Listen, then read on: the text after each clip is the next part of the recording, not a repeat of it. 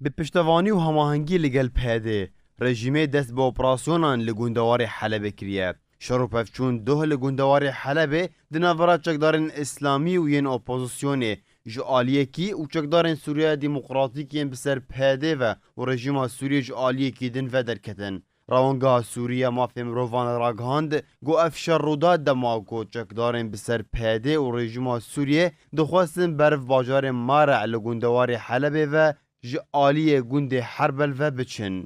روانگه هروها دیار کر گوشار و پفچون دناورا هر دو آلیان درکتن لیتان ها زیان جانی و مادی نهاتن دیار کرن. هر لگوری آگاهیین گوهاتن بلاف کرن گوهات دیتن گو اوتومبیلن لشکریین رژیم سوریه لگل چکدارن سوریه دموکراتیکین بسر پیده و برو مارع و دچن.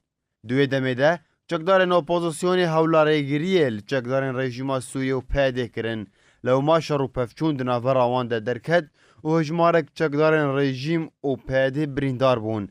لو ما او چکدار نچار بون که ایریشا خوراوستینن. گوندی حربل یه گو بریا و اف ایریش هاتا انجام دان بریان ها دبن دسته چکدارن سوریه دموکراتیک دبو پشتره را دستی چکدارن رژیم سوریه کرن.